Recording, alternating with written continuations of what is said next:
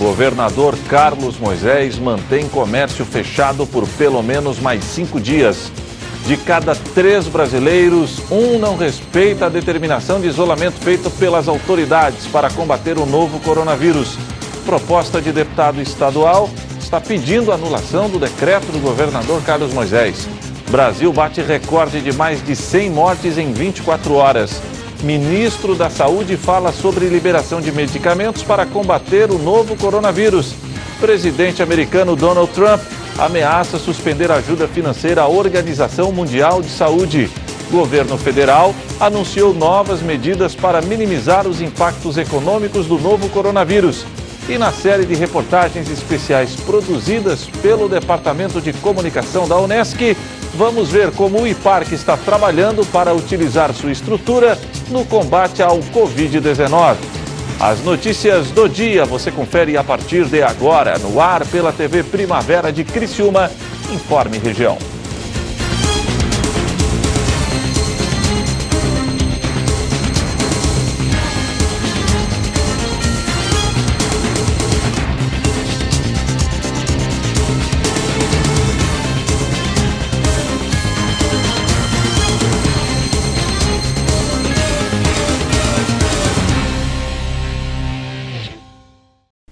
Hoje é quarta-feira, 8 de abril de 2020. Para você que sintoniza a tela da TV Primavera, boa tarde.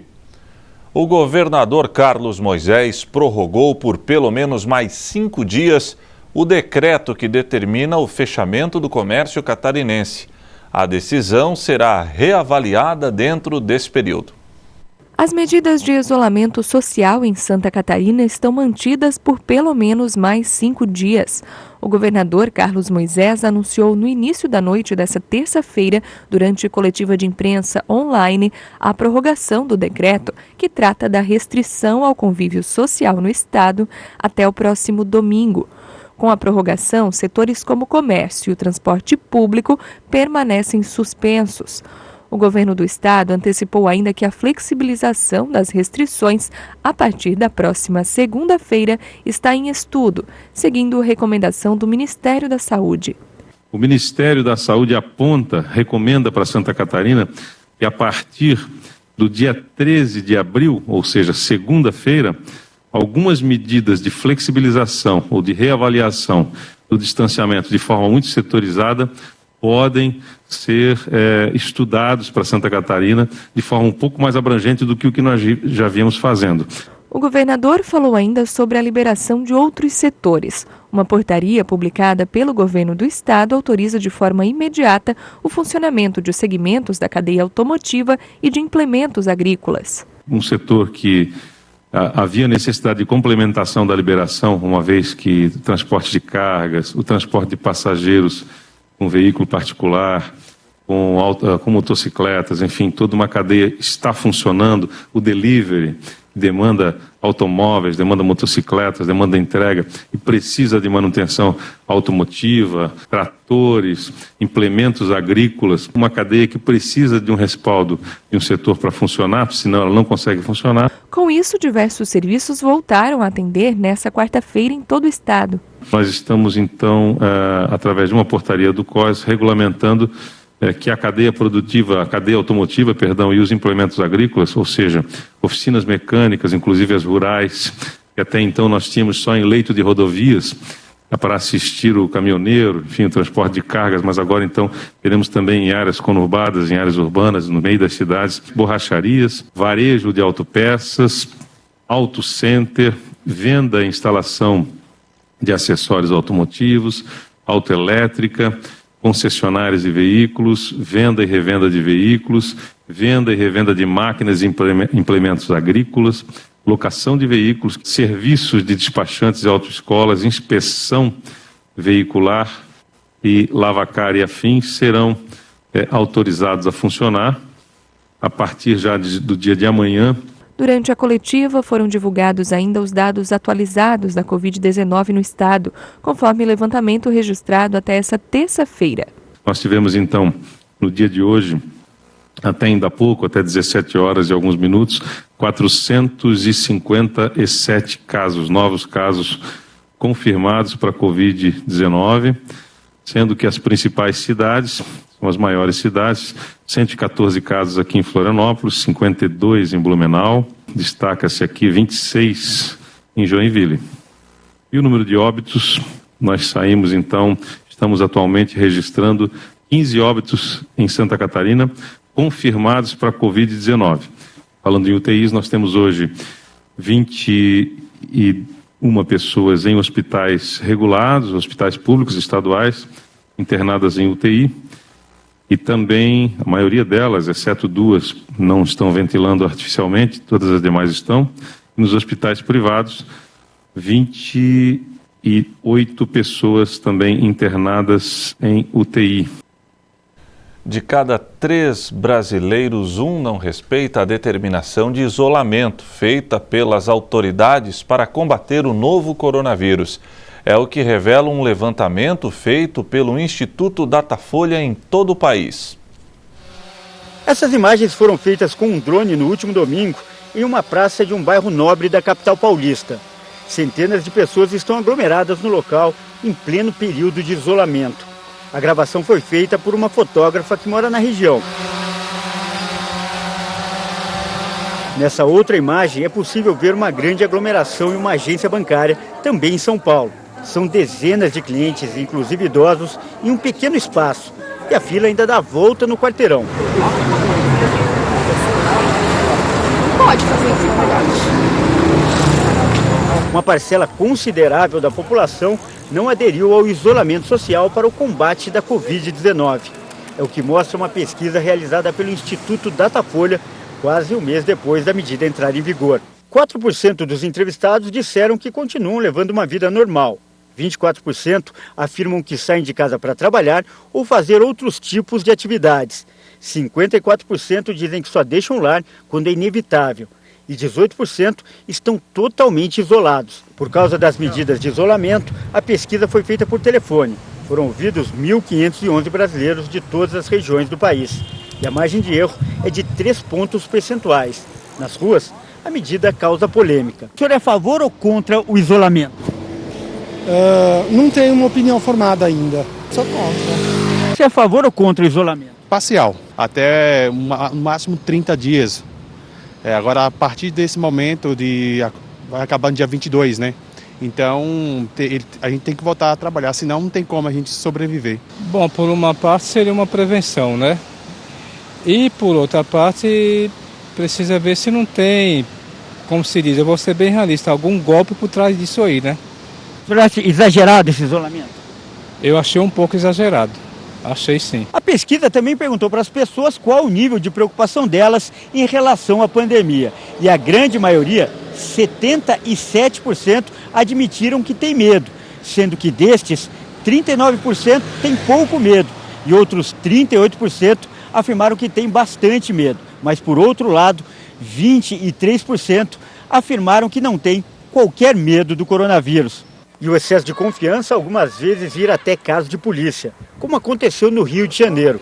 2 mulheres foram presas após descumprirem a determinação de isolamento na praia de Icaraí. Esse vídeo que circula na internet mostra o momento que elas foram detidas. A dupla foi acusada de desacato, resistência, desobediência e infração de medida sanitária.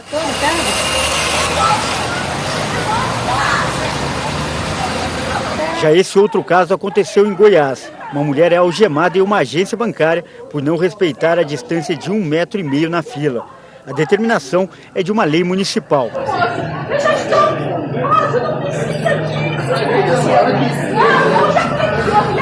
No mundo inteiro, tem pessoas que estão subestimando a pandemia de Covid-19 e não têm respeitado as medidas de distanciamento social.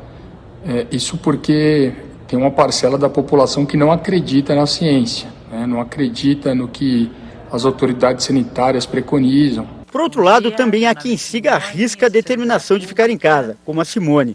Desde que começou a quarentena, a vida dela e da família foi adaptada para ninguém precisar sair na rua. E essa é minha casa, aqui é onde eu trabalho, em home office já há 3 semanas. Essa é a Giovana, minha filha. Gigi, de foninho de ouvido.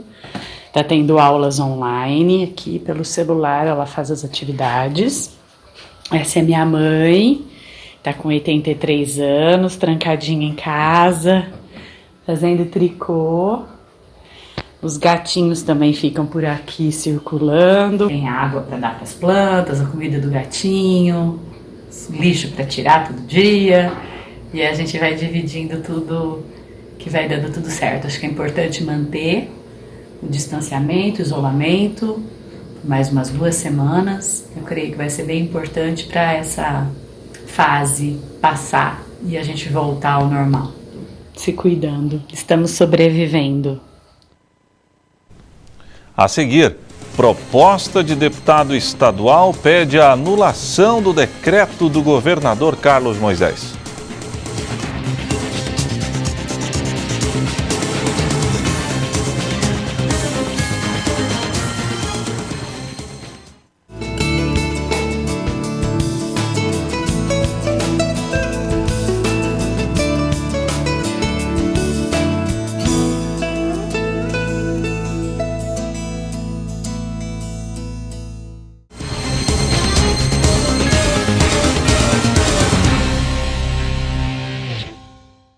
Uma proposta enviada para a Assembleia Legislativa de Santa Catarina poderá tornar sem efeito o decreto do governo catarinense que impede a abertura do comércio e também a movimentação do transporte público, por exemplo.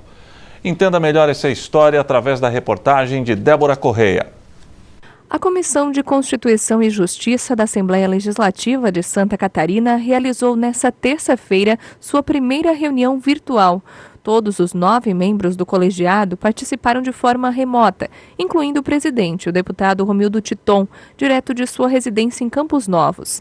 A medida faz parte da nova realidade vivida pelo Legislativo catarinense em função da pandemia da Covid-19. Durante o encontro, a comissão deu parecer favorável a 2 propostas do deputado Gessé Lopes.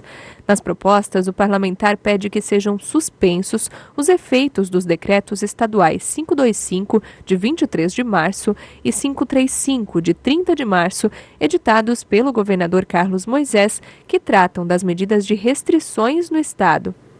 Foi protocolado já há mais de uma semana, já quase 2, esse projeto, infelizmente, foi tratado com descaso pela Assembleia Legislativa, pelos deputados, por alguns, na verdade. Eu pedi como se fosse uma medida de urgência para que pudesse passar direto para votação em plenário, sem precisar passar pelas comissões antes de ir para plenário, o que protelaria essa ação, né?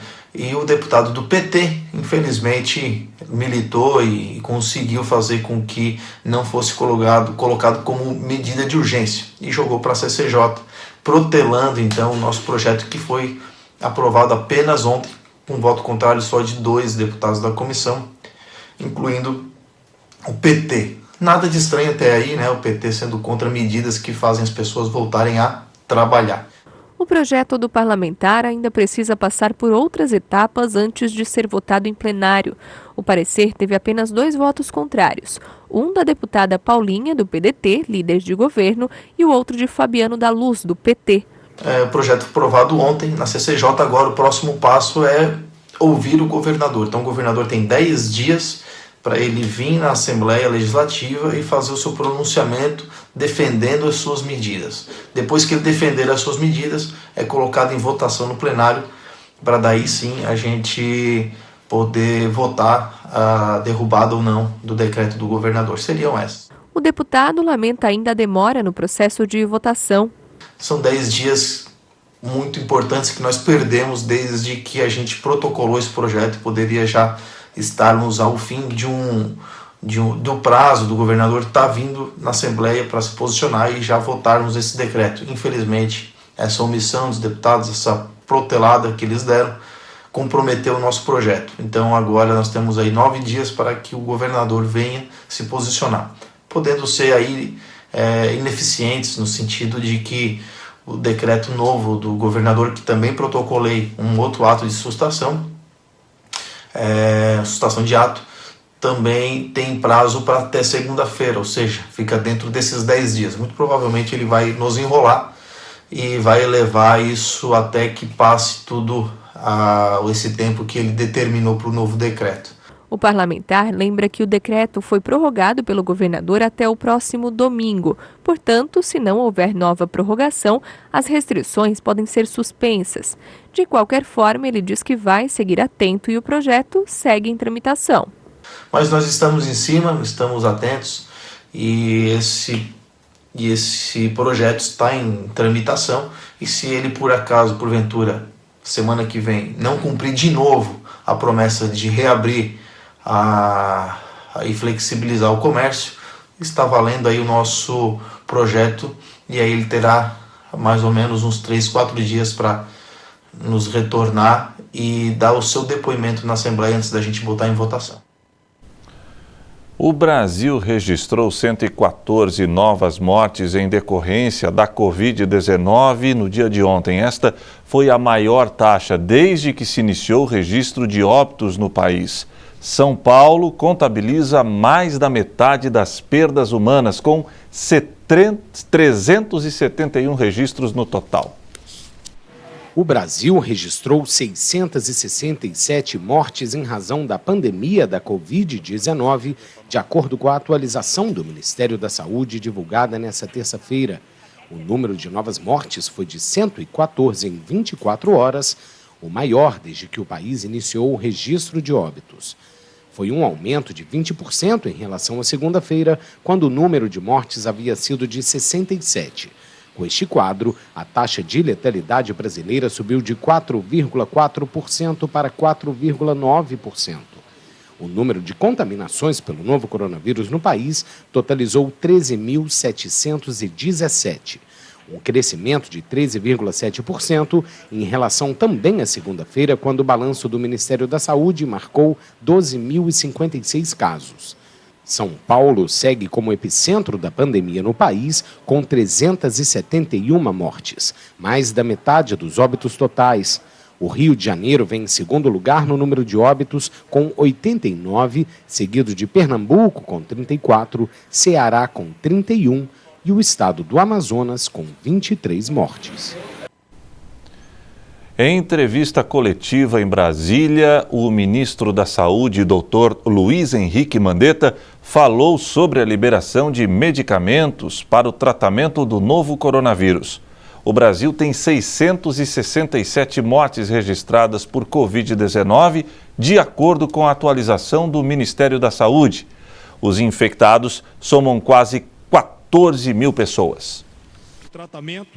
O ministro da Saúde, Luiz Henrique Mandetta, concedeu entrevista coletiva em Brasília na última terça-feira ao lado do ministro-chefe da Casa Civil, Walter Braga Neto. Até o momento. Mandetta falou sobre a liberação de medicamentos para o tratamento de infectados com a Covid-19, entre eles a cloroquina, remédio cujo uso é incentivado pelo presidente Jair Bolsonaro nas redes sociais, mas que ainda não há testes conclusivos sobre a eficácia contra o novo coronavírus. Nós já liberamos cloroquina e hidroxicloroquina, tanto para os pacientes críticos, que são aqueles que ficam dentro de CTIs, já liberamos para qualquer paciente que interne no hospital, que sejam aqueles que são os moderados. Isso aí já é, o medicamento já é dispensado, já é entregue, já tem protocolo. De acordo com a Agência Brasil, Mandetta também defendeu a nova orientação que prevê a possibilidade de estados e municípios adotarem o isolamento seletivo caso cumpram determinadas orientações, em especial cidades com população reduzida e que não tenham casos confirmados. O Brasil tem 667 mortes registradas por Covid-19, de acordo com a atualização do Ministério da Saúde. Os infectados somam quase 14 mil. O presidente americano Donald Trump ameaçou cortar os recursos dos Estados Unidos para a Organização Mundial da Saúde, a OMS. O país registrou quase 2.000 mortes em 24 horas. Esse número diário de óbitos é o mais elevado para um país em todo o planeta desde o início da pandemia. O presidente americano Donald Trump ameaçou nesta terça-feira cortar os recursos dos Estados Unidos para a Organização Mundial da Saúde, a OMS. A maior fonte de financiamento do órgão da ONU são os Estados Unidos. Trump acusou a OMS de parecer ser muito tendenciosa em relação à China. O presidente americano também afirmou que a OMS deu uma recomendação que ele qualificou de errada. Trump se referia ao conselho do órgão contra a restrição de viagens internacionais para impedir a disseminação do vírus que começou na China. Eles erraram. Eles poderiam ter telefonado meses antes. Eles teriam sabido, e eles deveriam ter sabido. Eles provavelmente sabiam. Então, vamos observar com muito cuidado e vamos suspender o dinheiro gasto com a Organização Mundial da Saúde. Vamos colocar um controle forte e veremos. É uma grande coisa se funcionar, mas quando eles recomendam errado, isso não é bom. Os Estados Unidos registraram 1.939 mortes pelo novo coronavírus nas últimas 24 horas, segundo o boletim da Universidade Johns Hopkins, divulgado na noite desta terça-feira. Este número diário de óbitos é o mais elevado para um país em todo o planeta desde o início da pandemia. A seguir, governo federal anunciou novas medidas para minimizar os impactos econômicos do novo coronavírus.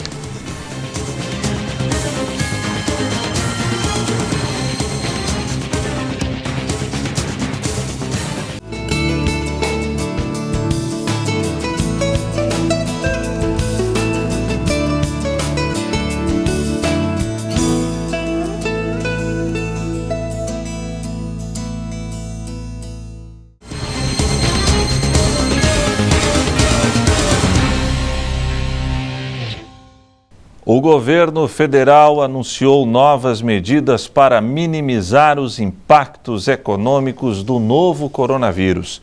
O Banco Central e o Ministério do Desenvolvimento Regional criaram linhas de crédito para socorrer empresários e também trabalhadores. Entre as ações, uma modalidade de crédito vai disponibilizar 6 bilhões de reais para pequenos empresários do Norte, Nordeste e Centro-Oeste.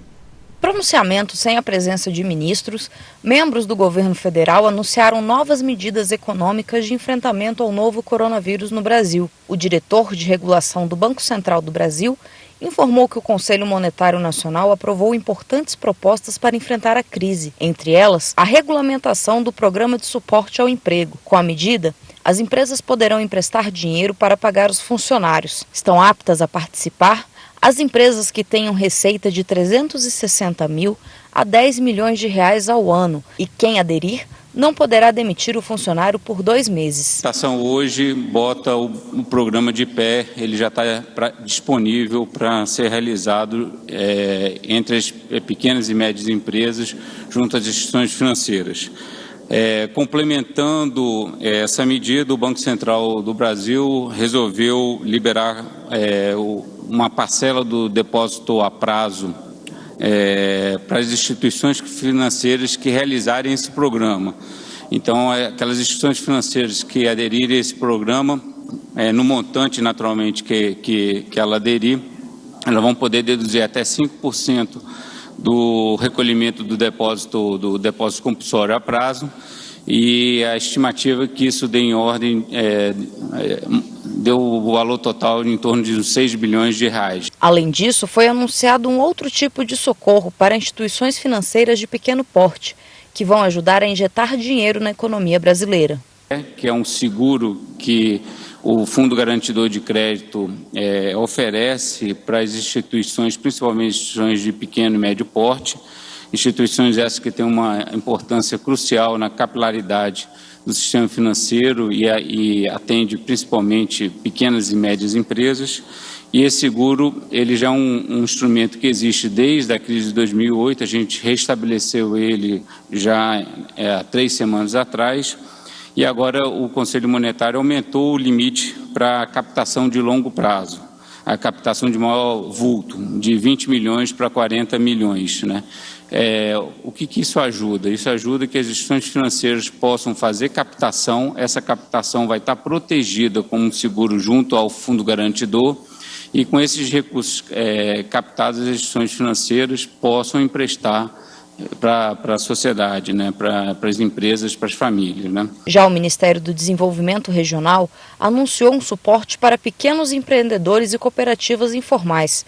O governo federal vai oferecer uma linha de crédito de 6 bilhões de reais através dos fundos constitucionais do Norte, Nordeste e Centro-Oeste. O empréstimo poderá ser tomado até o fim do ano e a quitação deve ser feita em 24 meses. Esse recurso, a expectativa é que sejam contratadas até 85 mil operações com esses recursos.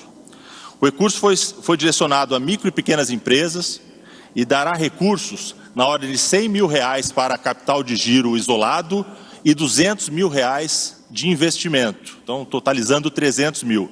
Dos 6 bilhões de reais em crédito, metade será para o Nordeste. O custo ao Tesouro Nacional está projetado em cerca de 439 milhões de reais. Tanto na modalidade de capital de giro quanto na modalidade de investimento, a taxa de juros é de 2,5% ao ano, a menor do mercado, segundo informou o governo federal. O empresário da região Norte, Nordeste ou Centro-Oeste que quiser tomar o empréstimo deve procurar o Banco do Brasil ou o banco responsável pelo Fundo Constitucional em sua região nos próximos dias. De hoje para amanhã, o ministro Rogério Marinho, do Desenvolvimento Regional, editará uma portaria, a gente espera assinar ela hoje, mas entre hoje e amanhã, feita essa portaria, os bancos têm 5 dias úteis para apresentar uma reprogramação desses recursos e feita essa reprogramação, o Ministério do Desenvolvimento Regional editará uma outra portaria com voto ad referendo para os CONDES do Sudã, Sudene e Sudeco. Em suma, daqui 5 dias já terá um ato do ministro dando eficácia a esses créditos. Importante destacar que também há nessa medida uma coisa importante, que é a renegociação das parcelas. Então, o que acontece? Pessoas que estavam em dívida 90 dias antes dessa portaria também poderão ter uma suspensão do vencimento de suas obrigações por 12 meses. E na série de reportagens especiais produzidas pelo Departamento de Comunicação da Unesc, vamos saber como o IPARC está trabalhando para utilizar sua estrutura no combate ao novo coronavírus. A cada dia, novos casos de Covid-19 se confirmam no mundo. A doença respiratória causada pelo novo coronavírus é altamente contagiosa e tem se espalhado rapidamente.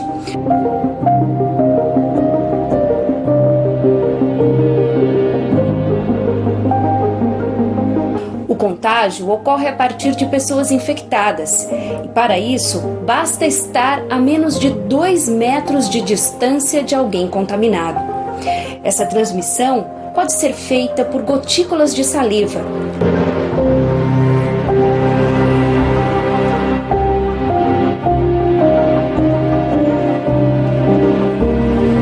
O IPARC, o Parque Científico e Tecnológico da Unesc, trabalha para utilizar sua estrutura no combate à pandemia de Covid-19. Como a gente já vem trabalhando há bastante tempo, desde aproximadamente 2013, nós iniciamos o trabalho com ozônio em diversas áreas, o efeito antimicrobiano é bastante conhecido. Ele ocorre por uma série de mecanismos, por o ozônio ser um oxidante forte, ele ataca diversos tipos de micro-organismos, bactérias, fungos e vírus. Então, a gente pensou em montar um projeto e levá-lo para a prefeitura. Uma equipe de pesquisadores e professores da universidade se prepara para utilizar a tecnologia do ozônio na desinfecção de espaços, como o Centro de Triagem de Criciúma. Os equipamentos do laboratório estão sendo adaptados para este trabalho. Segundo os pesquisadores, é possível usar a água ozonizada para descontaminar ambientes e aparelhos, incluindo os equipamentos de proteção individual. O papel do ozônio seria um papel complementar na limpeza dos equipamentos, na limpeza das salas. Ele não substituiria, ele seria um elemento a mais. E principalmente ele evitaria a possibilidade de contaminação, eles seriam auxiliar nisso para diminuir a possibilidade de contaminação dos profissionais de saúde que lá trabalham e da população em geral que iria buscar auxílio nesses locais. De acordo com o professor, a tecnologia do ozônio já foi usada de forma efetiva contra outros tipos de vírus, incluindo os que atacam as vias respiratórias. Técnicos da Vigilância Sanitária de Criciúma visitaram o laboratório e conheceram o projeto. Esses equipamentos, a ideia é nós utilizarmos eles nos nossos centros de triagem municipal, né? Temos 2 centros hoje em operação, pretendemos botar mais um em funcionamento. A ideia é colocar esses equipamentos também no novo hospital do Rio Maina, que será colocado em operação como retaguarda para os nossos hospitais hoje existentes aqui no município, e também nas unidades de saúde, certo? Que estão recebendo esses pacientes suspeitos e até mesmo confirmados por coronavírus, para esterilizar esses ambientes após essas consultas, certo? E esses diagnósticos pelos nossos profissionais da área de saúde. Os profissionais ficaram otimistas com a possibilidade de usar o ozônio na higienização de unidades de saúde, hospitais e nos centros de triagem. Esse é um projeto pioneiro, né, que está sendo implementado aqui no município de Criciúma. Estamos buscando que a Anvisa nos dê uma condição técnica e nos estabeleça um protocolo para uso desses equipamentos, e com certeza absoluta a ciência aliada ao poder público vai nos colaborar muito no combate a essa pandemia do novo coronavírus.